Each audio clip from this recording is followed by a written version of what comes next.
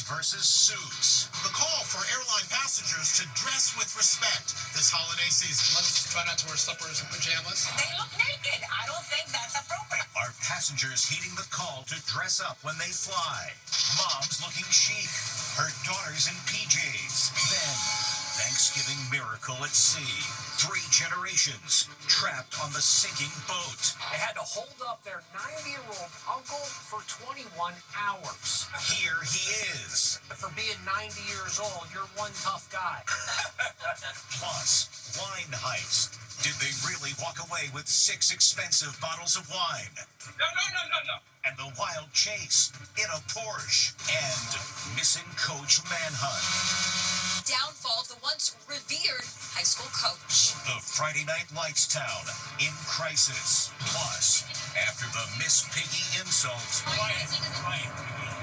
did President Trump really just call this reporter ugly inside and out? And the bombshell report about the president aging in office. And we find the driver. You may not believe me, but I just had a bald eagle drop a cat through my windshield. It's like a bomb went off in my car. Plus, walk this way. The Dancing with the Stars Challenge sweeping the nation. Now, Inside Edition with Eva Pilgrim. Hello and thanks for joining us. Pack your patience today. It's the busiest Thanksgiving travel day ever. And you may notice something different at the airport. Are travelers ditching their sweatpants for dressier duds? And are they heeding the call that nicer clothes make you nicer to your fellow passengers? Jim Murray has more from the airport. Is there a fashion revolution underway at airports this Thanksgiving? These travelers are taking extra care to look stylish. You wanted to go looking nice. Yes, it makes me feel good.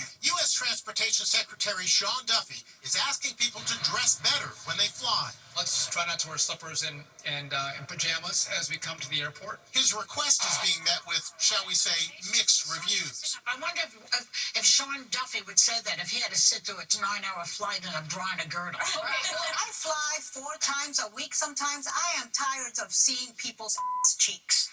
Come fly with me. Duffy's request to look spiffy while traveling harkens back to a time when women looked elegant in pearls and dresses while flying. Men and children were decked out in suits. It was also a time when airplanes were more spacious, with 5 more inches of legroom, and passengers were treated to gourmet meals. So how are passengers responding today to the government's call to dress up? At Newark Airport, we found this traveler in a suit. It's a more pleasant public experience if one is dressing up, especially around holiday time. At LAX, this woman says she concurs with the transportation secretary. We represent class and style. This mom and daughter are split. Mom's dressed in high-end knitwear. Daughter is in pajamas. Your daughter is in, what, pajamas? Yeah. I don't agree with. Honestly, I think it's more important to be comfortable on a plane so you can, sleep. Other passengers also say they will stick to wearing comfy clothes while flying.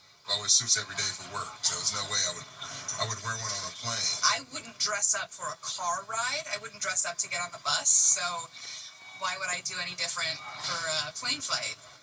6.1 million Americans are expected to take domestic flights this Thanksgiving. That's a 2% increase from last year. Now, a Thanksgiving miracle. You may have seen this video of 4 family members being rescued off the coast of Florida after spending 21 hours clinging to their overturned boat. On board, a 90-year-old man who's lucky to be alive, speaking out exclusively from his hospital bed to our Stephen Fabian. Stranded on a capsized boat for 21 terrifying hours. And get this, they had to hang on tight to their frail 90-year-old uncle the whole time. How are you able to keep him safe during all this?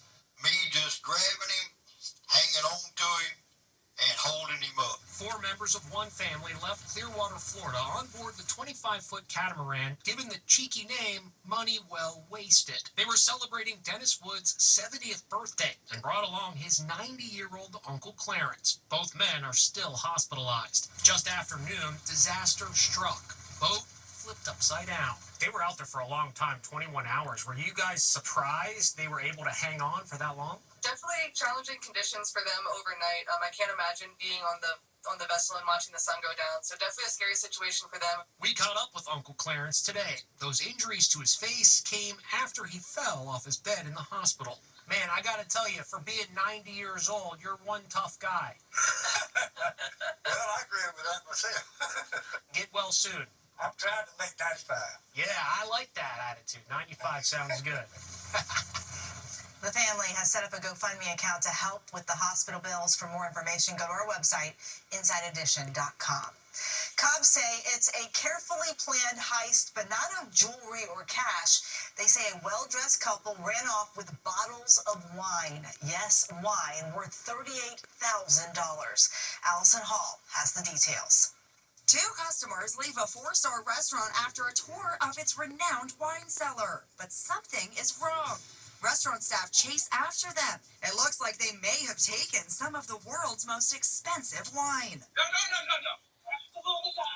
Just moments earlier, the couple had politely asked to see inside the high-end eatery's wine cellar. The proud co-owner was happy to oblige. He said while the woman distracted him with questions in her posh British accent, her alleged accomplice slipped 6 bottles of wine worth, get this, $38,000 under his coat. The chase was on. Another customer, Ryan Dotson, leapt into his $200,000 Porsche and took off after the suspects.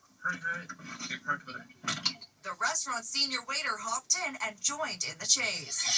The woman was cornered, and 2 of the 6 precious bottles of wine were recovered, but the man got away with 4 other bottles of the super expensive wine. It happened at the L'Auberge Provençal Inn in Virginia. I spoke with co-owner Christian Burrell. You noticed that the most expensive wine was gone. Yeah, and replaced with a decoy bottle with a screw cap, and rage sort of filled me and just ran out the cellar and yelled, stop them. Now the search is on for the other 4 bottles before they're opened at someone's Thanksgiving dinner. I just can't believe somebody would just be so brazen to do that right in front of me.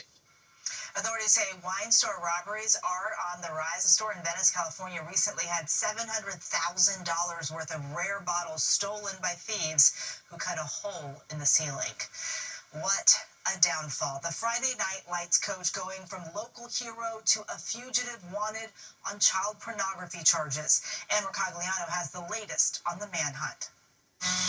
As the hunt for the fugitive football coach intensifies, we're learning new information about his fall from grace after an arrest warrant was issued for allegedly possessing child pornography. Travis Turner was revered in the small town of Big Stone Gap, Virginia. Population 5,254. A mountain town with a barber shop, a few restaurants, and some shuttered shops. It's a town where football is king, straight out of the TV show Friday Night Lights. We got that. We got this game. Let's go. Turner's team, the Bears, is undefeated this season and has a big playoff game this Saturday. The whole town is expected to come out and support them, never expecting the allegations against Coach Turner to throw them into the national spotlight in such a scandalous way. Turner's wife, Leslie, is now speaking out about the allegations against her husband, saying none of that is true. He's a good dad and a good husband, and we want him home. Travis Turner is the second coach at this high school to be accused of child sex-related crimes. 2 years ago, an assistant coach pleaded guilty to charges, and the former coach of the team that the Bears will be playing this weekend was reportedly arrested 3 months ago, also charged with child solicitation. Just as the controversy was dying down over President Trump calling a female reporter piggy because he didn't like her question about the Epstein files, he's done it again, lashing out at another reporter, this one from the New York Times. Here's what he said. President Trump is all fired up today after the New York Times claims he's looking a little tired. It seems the New York Times has touched a nerve with President Trump. Shorter days, signs of fatigue. Trump faces realities of aging in office is the front page headline. How about that? Yeah, not sitting well with the president. The Times analysis shows that his official daily schedule starts on average at 12:08 p.m. compared to 10:31 a.m. during his first term in 2017. And his official appearances have decreased by 39%.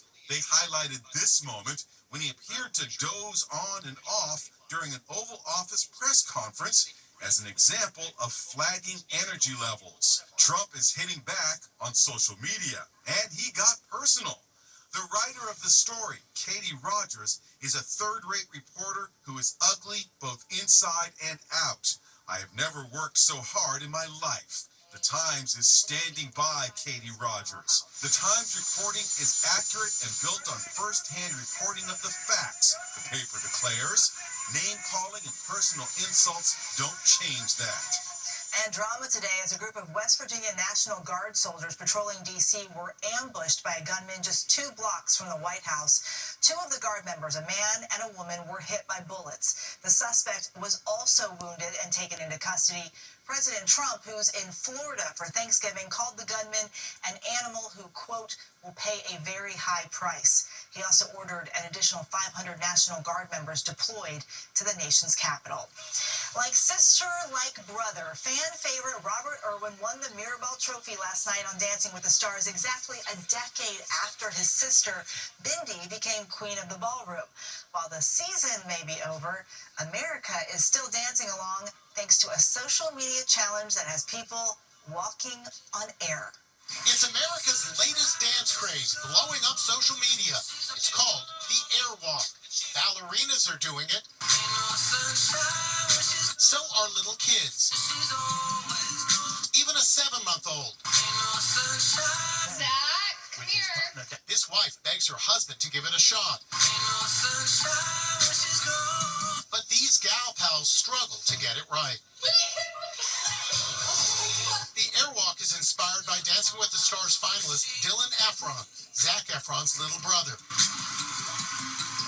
He nailed the move with his partner Daniela. Robert!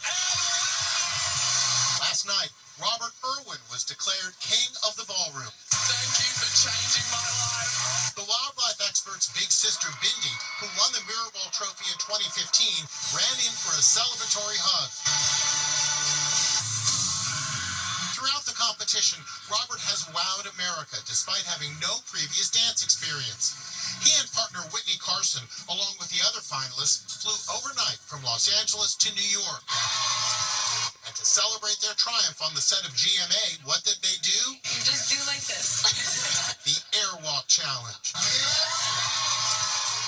Season 34 of Dancing with the Stars proved to be a ratings bonanza. Last night, viewers cast a record 72 million votes to make Robert Irwin the ballroom champ.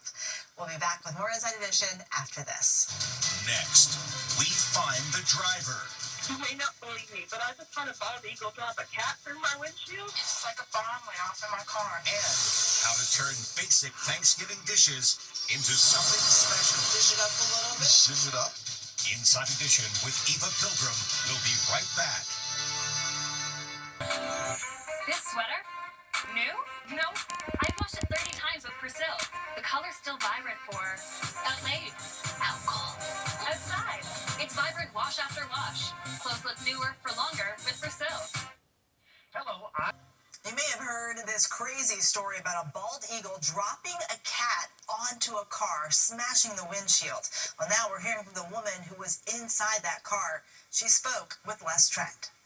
Here she is, the woman who was behind the wheel of her car when a bald eagle dropped a cat right onto her windshield. I could tell that it didn't have a good grip on, and it was about to lose it. And I was like, oh, just get over my car first. And it just didn't happen that way. It sure didn't. The cat came crashing through Melissa Schlarb's windshield as she was driving to work in North Carolina. Just like a bomb went off in my car. There was blood, glass everywhere. It was the most shocking thing I've ever been through in my life. Now you've got a dead cat in your passenger seat? It happened so quickly, I couldn't even grasp what actually happened. And then I look over and I realize the cat is sitting right there on top of my jacket and everything. Melissa called 911. You may not believe me, but I just had a bald eagle drop a cat through my windshield. And it absolutely shattered my windshield. I had a witness. He's like, that is the craziest thing I've ever seen.